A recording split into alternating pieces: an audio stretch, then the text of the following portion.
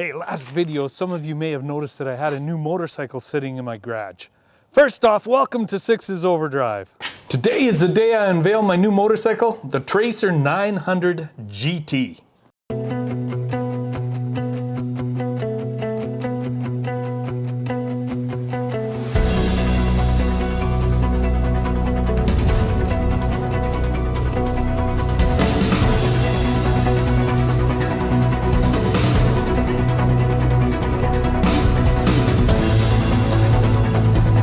I've got 1,000K on it already and I've done my first oil change, so I've got a good feel for the bike. So let's get into it after the intro.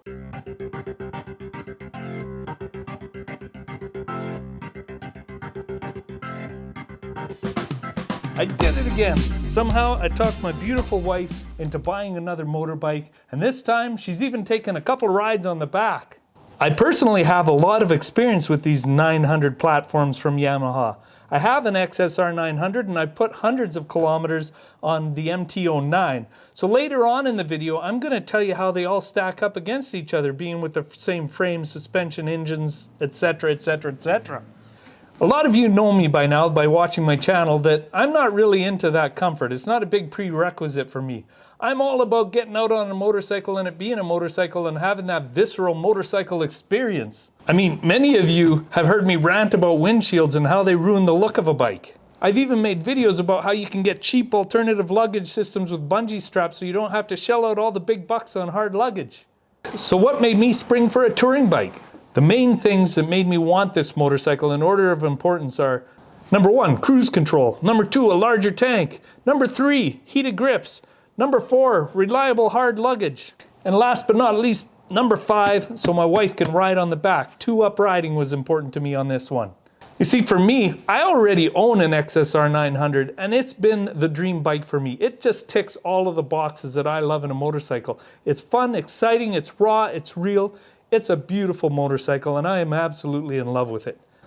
I've taken more flack than an Army veteran in trying to justify why I keep my bike, my XSR 900, clean and uncluttered. I personally stay away from the comfort mods on that bike because that's what that bike's about not being comfortable, about just experiencing life on a raw machine. So a lot of people think I'm crapping on them when I say, your mods are so ugly that you make a Happy Meal sad.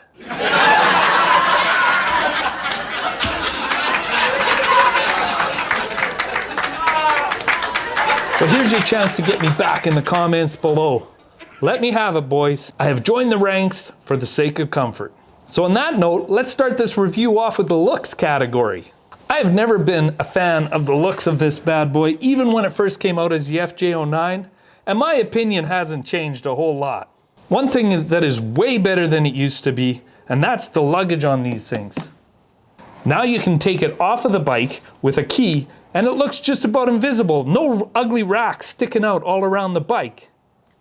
So these bags, they're shaped to look like the bike, which is a great thing because color coded and everything, they just go with the bike. They go with the lines. The only other bike I've really seen that does it that way is the Ninja 1000 from Kawasaki, which I used to own, by the way. And it has nice bags on there. They almost make the bike look better with the bags than without. But comment below if you can think of another bike that makes it look that good. The front of the bike looks really big because it's got the extra large fuel tank and the fairing, both functional things for touring. The seat is way bigger for the rider and you've got a lot of extra room for the passenger, and that really contributes to the length of the bike, especially on the top part. The stock windshield. Don't even get me started on that thing. That was the ugliest piece of clear plastic just shoved onto a bike that I've ever seen. It was hideous, so I got rid of it right away.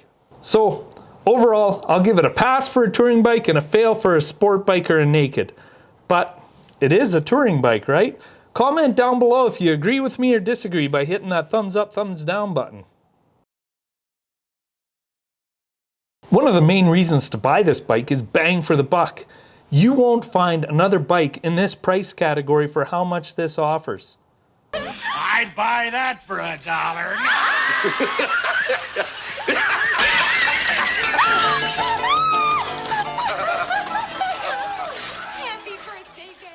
It has one of the best engines of all time, all of the options that I talked about before, all-day comfort, for more than $2,000 less than the nearest competition.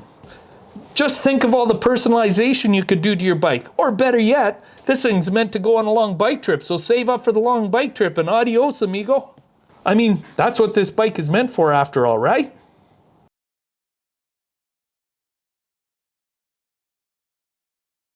What I like about it? I like the power. That 847cc triple, even with the extra weight, is a hoot to ride. That thing is linear right from 0 to right up the red line. It is a beautiful engine, and it has been on all of the Yamaha 900s. When I first got this bike, I thought the quick shifter was going to be one of those kind of gimmicky things, but now that I have it, I wish that it would go up and down. Right now it's only up, but man, can you rail on this bike and just... It's fun. Like, it's really fun coming out of a corner and just clicking that quick shifter up and down. It's a good hoot. Now, after coming off an XSR 900, I really like the fuel range. I was able to get 300 kilometers on it, and I was not babying it, I was breaking it in. So I was up and down on the throttle the whole time, and I got 300 kilometers before this sucker went on to reserve. Should do much better on a road trip. It's got a great roomy feel to it, and that's really great for 2-up riding. I love the cruise control. It works just like your car does. Hey Ron, who's driving? Oh, it's okay. It's on cruise control. Who wants some chimichangas? And the heated grips, they really extend your riding season because you can take those things out when it's close to 0. And it keeps your hands really toasty. 10 levels of adjustment on those as well. TFT Dash has more information than you're ever going to need on it, and it's really bright. You can see it in all weather conditions. I like the adjustable suspension, especially for 2-up riding. I was able to just crank the remote out here. I think it's called a remote. I don't know what it's called, but it's a little dial and you crank it up and you can set the level harder when you get a passenger on, then return it back. I haven't tried it too much for the 1-up riding because right now I've got the stock tires on, and in a few thousand kilometers I'm going to swap them out for some Pilot Road 5s, and then I'll tinker with the suspension because stock tires just don't work right. Does anybody else have that feeling about Yamaha and the rest of the Japanese models, that they don't put the proper tires on the bikes right from the start? Comment down below, let me hear from you. I like the particular color combination. I think on this bike it works really well. It almost looks like a European bike that you pay a lot more money for. I'm telling you right now that this is one of the most nimble feeling motorcycles that you can buy that's 500 pounds and has all this touring stuff on it. It is really light and flickable in the corners, and it really likes to get out and go. I really like the center stand on this bike because it's great for chain maintenance and also for changing your oil, both of which I've done on this bike, and they're super easy. Just put the thing up on the kickstand on that center stand, and away you go. Do your work and be done. And I brought this up before, the good looking luggage without ugly brackets when you take them off. That's a plus. And last but not least, it has all day comfort. I mean, what's going on out there? I mean, this thing, actually, you could ride this thing for 600K in a day and I don't think you'd be half as tired as you would on that XSR 900. And that's already a pretty comfortable bike.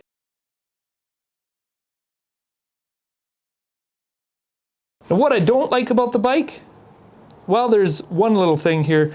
Your feet, your heel always touches this. And I personally have gotten used to it because what happens is I actually rest my boot on this and it's like a bigger foot peg, almost like a footboard. But a lot of people are complaining about it, and I can see why, because for the first couple times I rode it, it was in my way and I was banging my heel on it and I didn't really like it too much. When I got used to it, I kind of liked it because, like I said, it supported my whole foot. The stock windshield that comes with this thing is absolutely horrible. It is loud, and it doesn't matter what setting you put it in, it is loud. You're gonna have to do something about it. Me, myself, I went with a Puig racing screen, which has little to no wind reduction or anything on the bike whatsoever, but it's also very quiet and it just protects my gauges a little bit. Some of you out there that like driving in vehicles that are more like a car where there's no wind, you might want to get yourself a touring windscreen and build it up, and you can attack me in the comments for making fun of you for wanting a windshield. Another thing I really find a little bit annoying is this wheel. It seems like it's great, and when you don't have gloves and you're not riding, it works pretty good. But what happens is when you're riding and stuff, you might hit a little bit of a bump, and then you go like this and you change categories. Your thumb goes down when you're trying to change it, and it doesn't change anything, and you're trying to click the thing and it's moving up and down. Sometimes that's a little bit finicky, but overall it's nice that you get all those menus and it is an easy to get to thing, but for some reason for me, maybe it's my old shaky hands, but I keep missing my menu item and going on to the next one. Who invented this key system right here where you have to reach in and grab the thing? If you have gloves on, it's next to impossible to do with that TFT dash in the way because your hands just don't even fit in there to grab and turn and pull out. You can't do it. It's really dumb. It's a really bad setup, a complete afterthought by Yamaha on that one. Now, I've already raved about the luggage. One of the bad things about it, now this is okay for me because I pack really light on a bike trip, but I've seen some of you guys out there and you pack more into these motorcycles than you'd pack on an RV going for a 3-month vacation. I mean, the thing's stacked up to here. You BMW guys, I'm talking to you. Anyway, guys, they're only 20 liters. There's enough in there for 5 or 6 days easily though, and then after that you can do your laundry. But I think it really nice because it makes a bike look a lot more aggressive to have a narrower in luggage, and this one looks about as good as it gets. And I mean, we're not packing for the apocalypse here. So most of these things that I don't like about the bike are very nitpicky little things. I really don't think there's a lot wrong with it, but I'm gonna be driving this bike a lot coming next spring. And so why don't you hit that subscribe button so you can find out all the other little things that I find out about this bike. Because I will tell you, this is my own motorbike, not a tester. I'm not legally obligated to tell these guys anything nice about their bike. And I also will tell you the truth about the things that I love on it.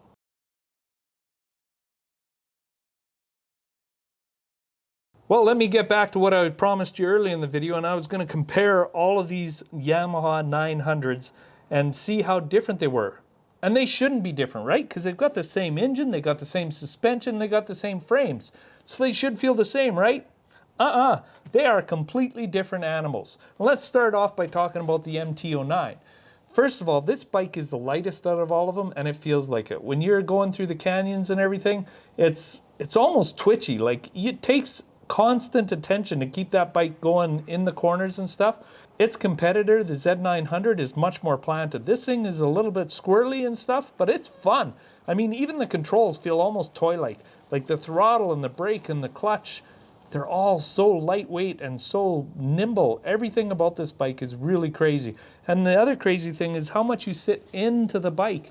Like, you kind of sit low into the bike, and your feet are a lot closer to the ground. It feels a lot different than the XSR 900, which we'll talk about right now. And then right after that, we have the XSR 900, which is kind of a neo-retro bike, and it feels retro when you're riding it compared to these two bikes, the GT and the MT-09. So when you're on it, you'll notice right away the seat height's higher, and you sit up a little bit further from the ground, and then the tank is more level with you, kind of like it was on the old standard motorbikes of the 70s and 80s. The handlebars are really wide, and the thing wants to wheelie all the time. It's really hard to keep the front end on the ground.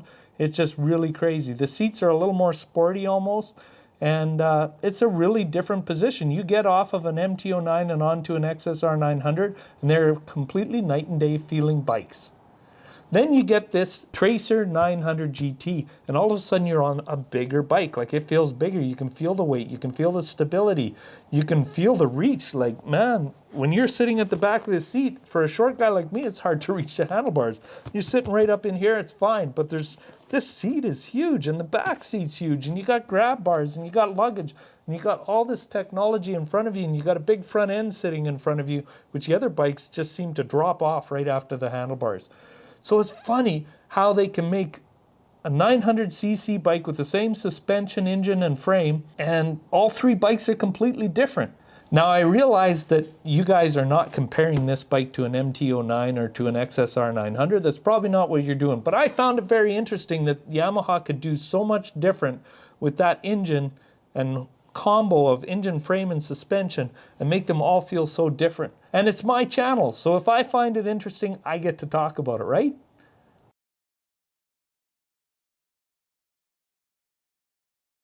So guys, what do I think? I think this bike is a great bike so far, but I've only put 1,000 kilometers on it. I'd like to see a little bit more about it. Maybe I'll be able to nitpick it a little bit more.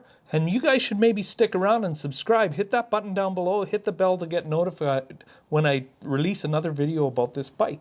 Because you're probably going to want to see an honest review about a guy that purchases his own bike and rides it for his own enjoyment instead of somebody giving him a bike to use for a weekend. But that's what I'll bring to you guys. I'll have this bike over for the next probably 40,000 kilometers or so, and I'll keep you updated all the things, all the different mods I do and everything. But this was just a quick review on it. If you're looking to buy it, it's a great bike. It'll probably be a super bike if you've only got one bike to have. This bike does everything. You can go on touring, you can hang with sport bikes, you can go to a track day, you name it. It does it. It's got great range, 2-up riding. I mean, what else could you want in the bike? It is more than the other ones, so be careful about that. It is about almost $4,000 more than the MT-09. Anyway, guys, I think I've taken up enough of your time. This is Six's Overdrive. Remember to share, like, comment, and subscribe, because I'm out of here. Bye-bye.